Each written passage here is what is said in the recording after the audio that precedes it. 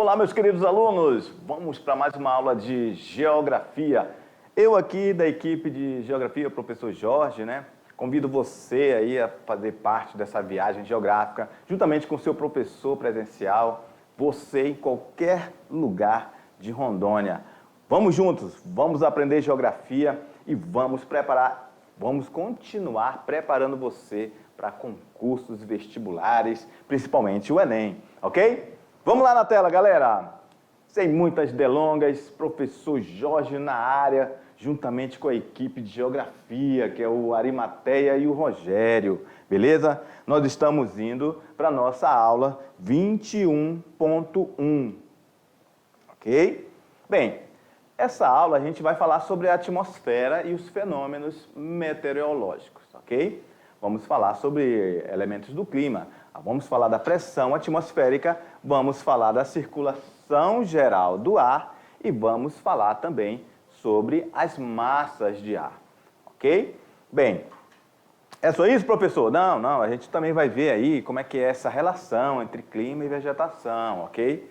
Beleza? Então, a nossa aula está relacionada principalmente à questão da atmosfera, a questão dos elementos do clima, a pressão e a circulação do ar, ok? Vamos lá. Professor, e essa habilidade aí, professor, o que é? Não, essa habilidade é a que a gente quer alcançar com esse conhecimento. O que nós queremos que o nosso aluno consiga alcançar?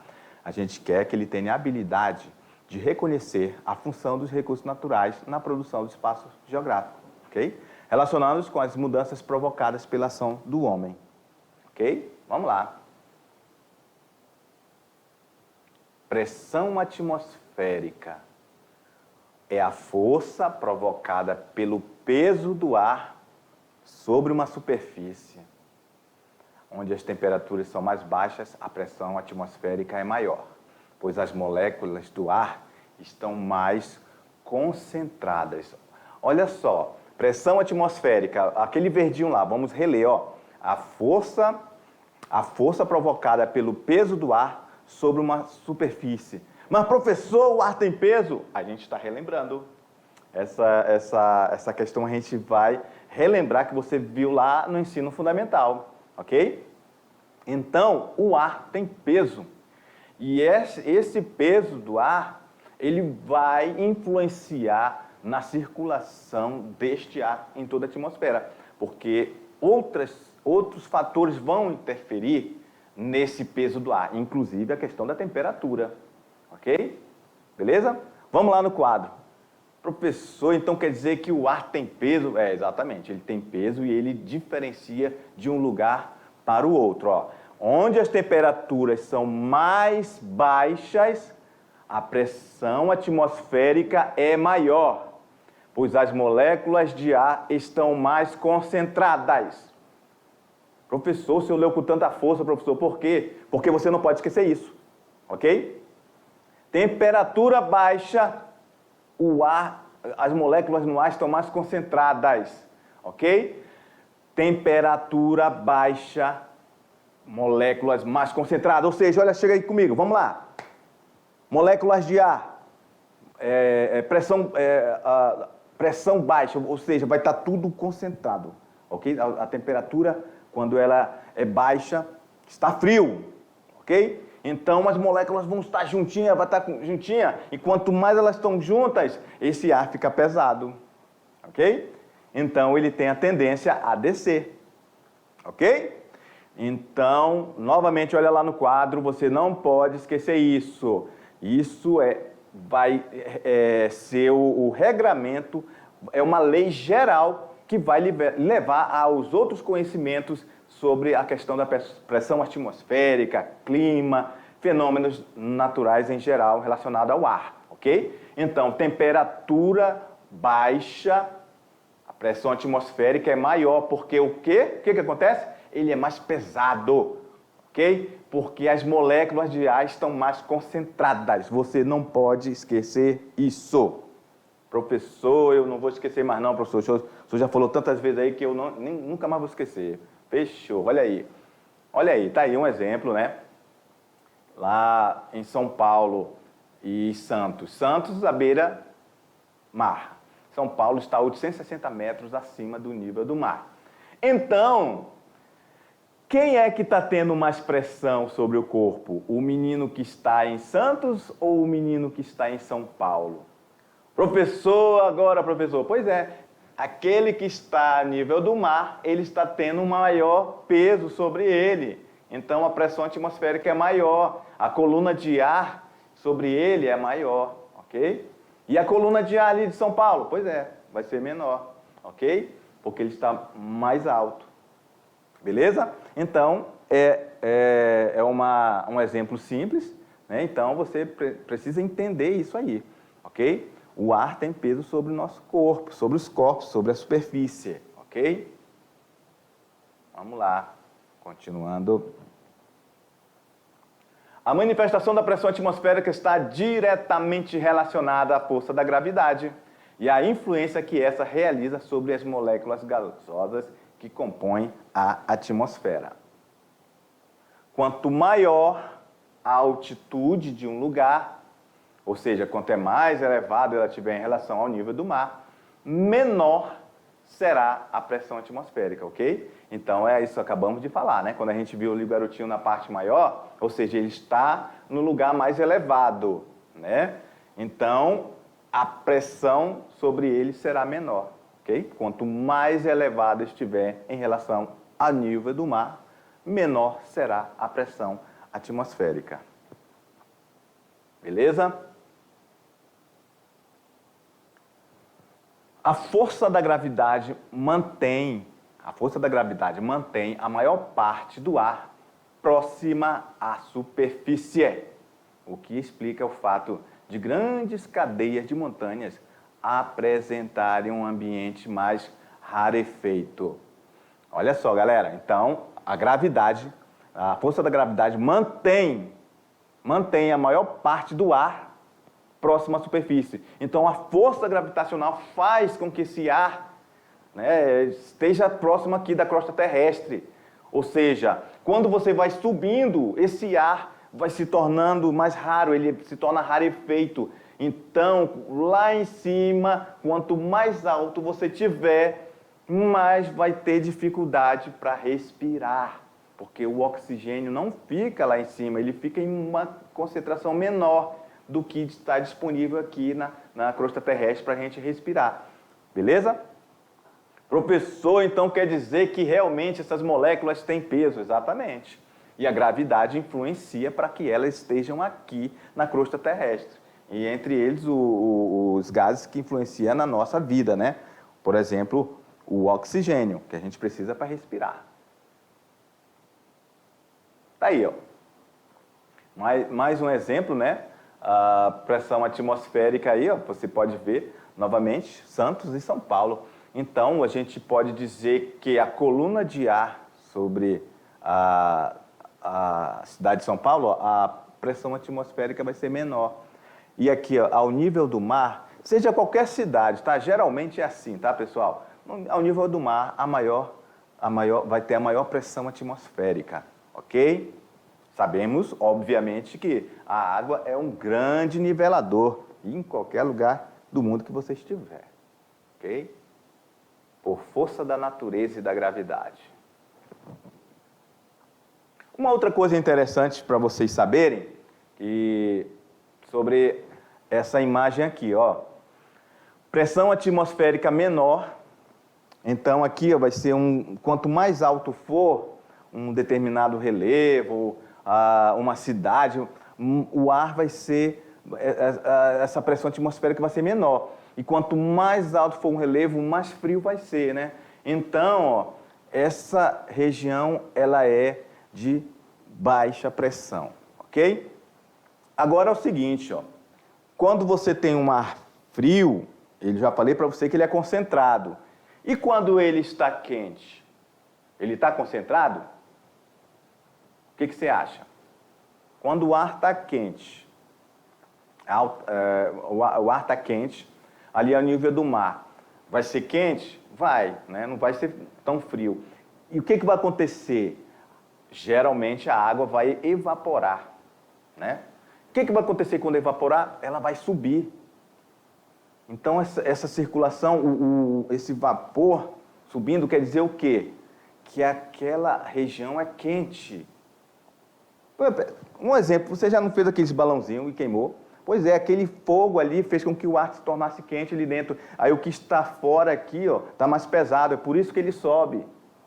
Ok? E é esse calor que vai fazer com que esse ar suba. E o ar mais concentrado, ele é frio. Né? E as moléculas que estão perto uma da outra, ele desce. E isso é a regra geral da circulação atmosférica. Ok? O ar quente, por ser mais leve, sobe. E o ar frio, as massas de ar frias, por ser mais pesadas, elas descem. E isso se torna um ciclo a todo momento na atmosfera. Beleza? Vamos lá no quadro. Professor, isso aí então é muito importante saber, sim, porque é o elemento básico para você conseguir entender muitas questões relacionadas à pressão atmosférica, à circulação geral do ar, que a gente vai ver agora. Bem, e a circulação geral do ar? É o processo de movimento do ar ou das massas de ar, ocasionado pelas diferenças de pressão e temperatura existentes na atmosfera terrestre. Então, ó, essa circulação geral do ar é simplesmente, a gente pode dizer, vamos ver aqui a canetinha. Deixa eu achar aqui uma canetinha, galera. Bem, enquanto a gente acha aqui a caneta, eu quero que você entenda o seguinte, que a circulação geral do ar é esse movimento do ar, ou de várias massas de ar, né? E elas são ocasionadas, essa circulação geral, por diferentes pressões e temperaturas no nosso planeta, ok? Aí o que vai acontecer? A gente vai ter ambientes que serão frios, terão ambientes que serão quentes, ok? E aí, o que vai acontecer? Vamos lá.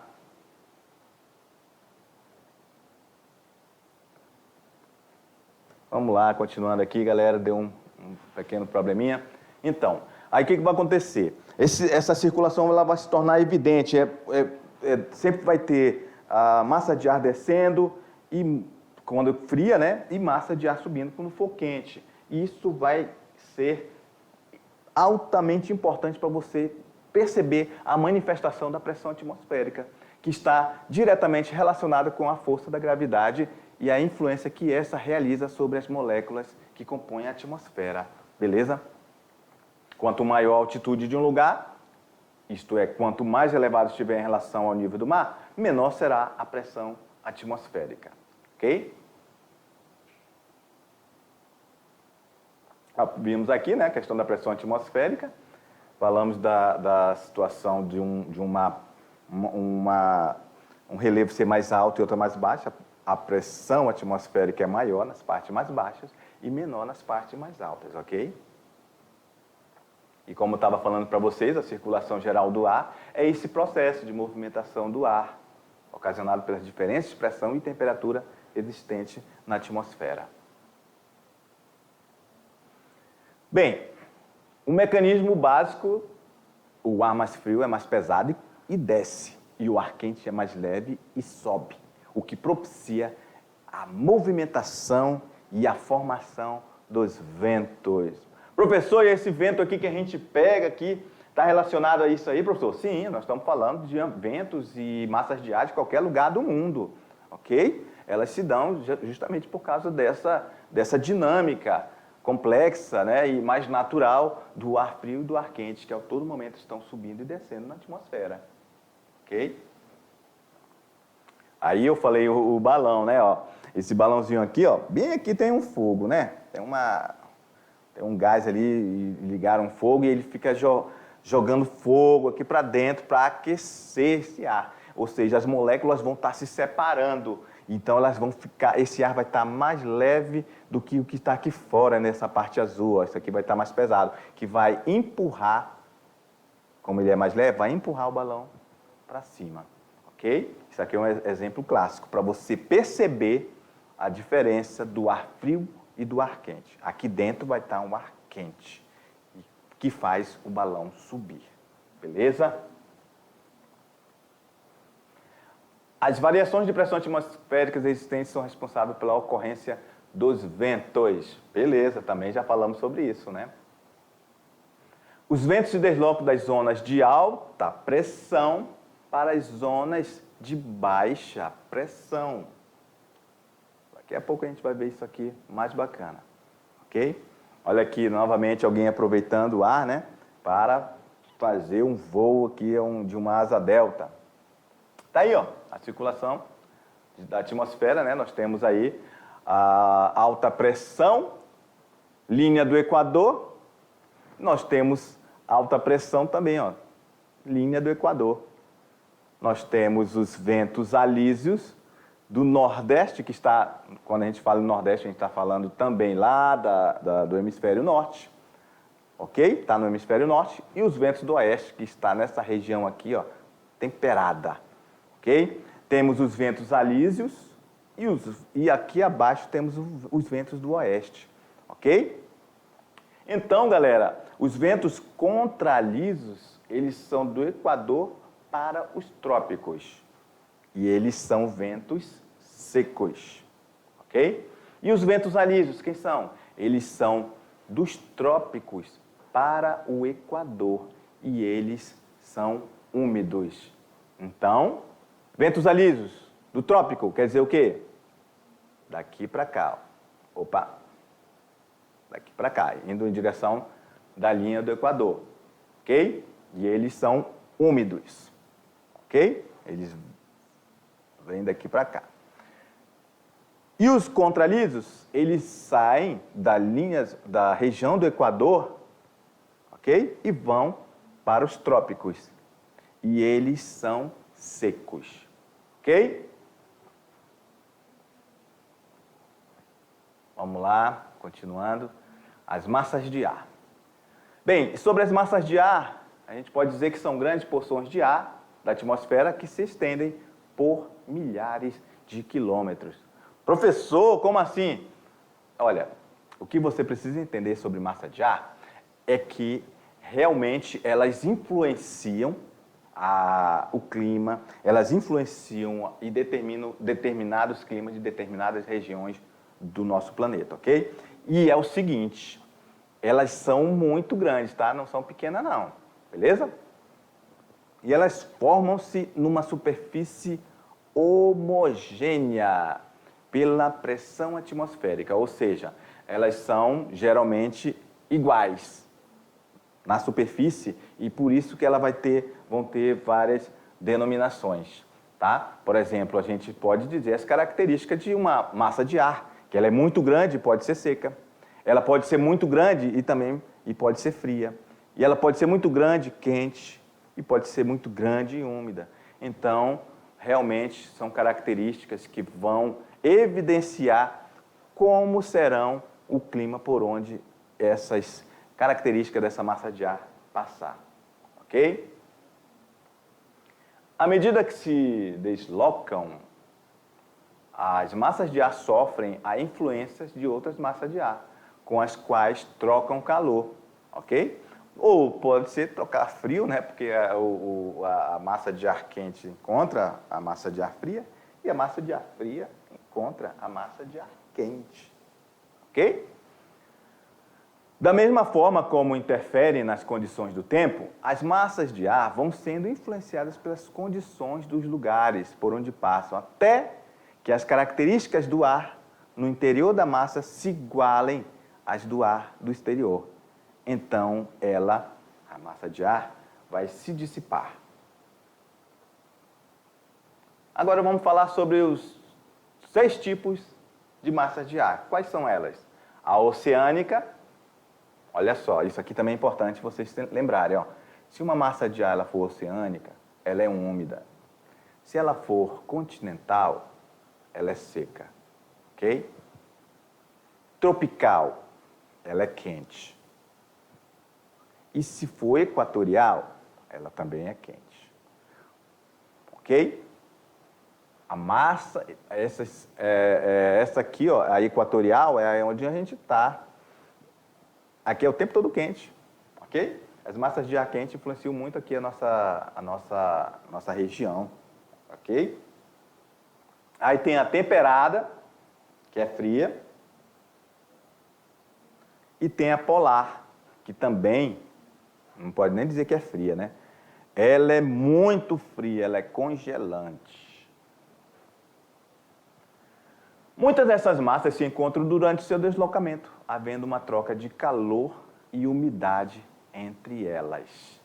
Ok? Então, por exemplo, quando a gente fala aqui da região de Rondônia, a Rondônia não tem um clima frio, né? Mas tem um determinado momento do ano que a gente sente esse frio, que é o fenômeno da friagem. No entanto, agora você vai entender a dimensão quando a gente fala que uma massa de ar é muito grande. Ela vem ali da Patagônia, na Argentina, que é muito longe, mas que, por sua vez, veio lá do polo. Ou seja, veio de uma região muito fria essa massa de ar e que se estende pelo sul do Brasil, passando pelo centro-oeste e chega até em Rondônia e indo lá para o Acre. Agora imagina o quão frio era essa massa de ar, porque ela vem vindo e vem perdendo força. Ok? Então, eu estou evidenciando esse fenômeno porque é o que está mais perto da nossa realidade, é o que a gente vive. Ok? E aquele clima, digamos assim, aquele tempo friozinho, gostoso, agradável, que dá 16 graus, a gente já está com frio. Mas para muitos lugares no mundo isso é normal. Só que nós, por natureza e por localização geográfica, estamos numa região equatorial, próxima à linha do Equador, onde incide calor o ano inteiro. Então, obviamente, as massas de ar que vão influenciar a nossa vida aqui no Brasil, aqui em Rondônia, são as massas de ar quente, ok? Beleza? Vamos lá no quadro.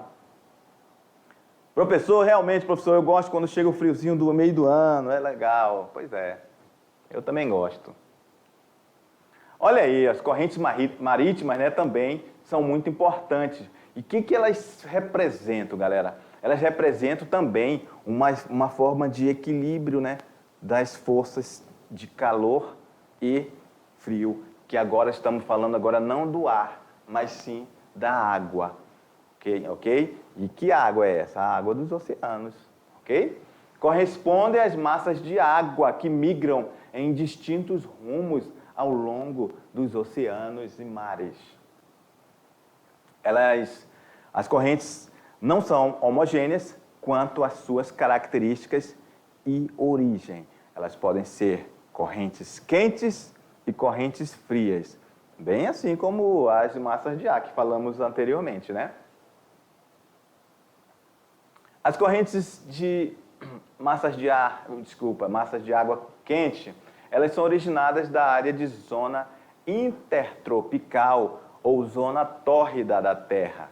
Essas se deslocam com destino às zonas polares.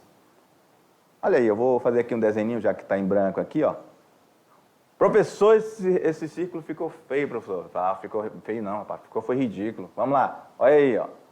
Linha do Equador, ok? Aqui, ó, essa parte aqui, ó, é a chamada zona intertropical. Ó, estou rachurando ela aqui para você entender. Então, está próxima à linha do Equador. Aí aqui é o Sol, ó, bate direto, é a região da Terra onde mais pega Sol. É por isso que nessa região vai predominar um clima quente. Então, ela é chamada também de zona tórrida, ok? A água aqui também vai ser mais quente, ok?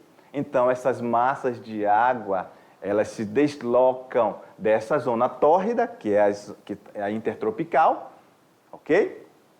Elas vão para onde? Para as zonas polares, ok? Tanto faz essa do hemisfério norte indo para o polo norte, aqui para o polo sul, beleza? Então é isso. Calor vai fazer novamente essa circulação de massas de água e a fria vai subir, e vai ter esse equilíbrio da temperatura no nosso planeta. Ok? Beleza? Vamos lá. Continuando. Correntes marítimas com origem nas zonas polares migram em sentido das regiões equatoriais. Acabamos de falar e ver nesse desenho feio aí. Beleza? Ou seja, as polares vão em região às equatoriais. Elas se aquecem e voltam aquecidas para a região polar.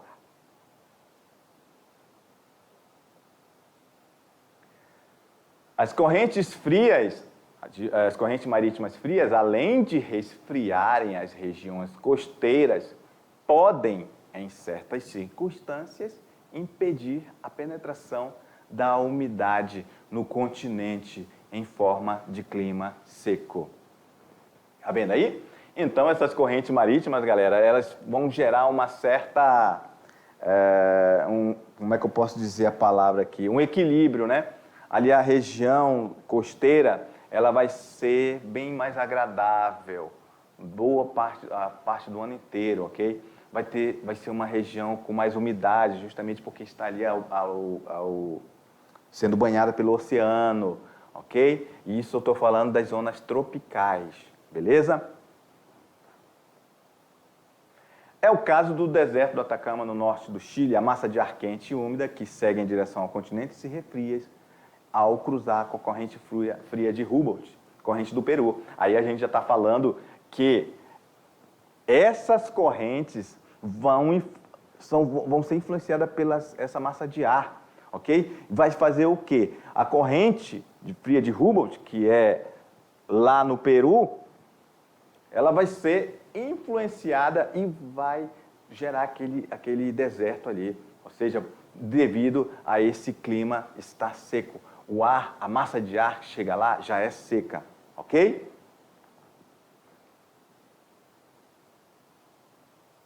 Aí o desenho das correntes marítimas globais, ok? Onde as azuis representam as que são frias e as vermelhas representam as que são quentes. Vocês podem ver que as massas de ar, as correntes marítimas frias sobem, ok? Estão indo em direção à linha do Equador. E as quentes, elas descem, ok? Então, você tendo em vista que isso é uma dinâmica que faz parte da natureza do nosso planeta, isso aqui também influencia até na economia, galera, ok? Até na economia. Por que, professor, na economia? Porque as massas de água, os peixes gostam, por exemplo, de água fria. Nessas regiões frias aqui, ó, são lugares que dão mais peixe, né? Olha só, um exemplo interessante. Vamos falar um pouco sobre as massas de ar no Brasil? As massas de ar no Brasil são as principais determinantes na regionalização climática do nosso país. É importante perceber que as massas de ar resguardam as características das regiões de onde elas surgem. Olha só, galera, você tem que perceber que as massas de ar resguardam as características das regiões de onde elas surgem. Lembra que eu falei ainda agora? A massa de ar que traz a friagem, ela é uma massa de ar polar. Então, ela tem a característica dela, que é fria, ok? Traz isso lá da região dela, que é a região polar. Uma massa de ar originária em uma zona muito fria e úmida será igualmente fria e úmida. Pronto, fechou. O Brasil, assim, sofre a variação de 5 massas de ar. Opa! Nós temos aí a MEC, que é a massa equatorial continental. Aí nós temos a massa tropical atlântica. Nós temos a massa equatorial atlântica. E nós temos a massa polar atlântica. E também temos a massa tropical continental. Beleza? MEC, MTA, MEA, MPA MTC, ok? O MEC, massa equatorial continental, MTA, massa tropical atlântica, MEA, massa equatorial atlântica, MPA, massa polar atlântica e MTC, massa tropical continental. Ó, esses símbolos assim, vocês têm que dar um jeitinho aí bacana de memorizar isso aqui, que é interessante saber, tá? Porque quando pode vir questões aí que nem vem escrito o que significa, mas você tem que, se souber o que a sigla quer dizer, já ajuda bastante, ok? Então aí a gente tem, ó, as massas de ar no Brasil. Estão vendo? Agora, olha só. Nós temos o MEC, MTC, MTA e MEA, MPA. Olha só, galera. Essa aqui, ela é fria, é aquela que traz a friagem para o nosso estado, né? Lembram? Essa aqui não vem do oceano? Então, ela é quente. Ela é quente e o quê?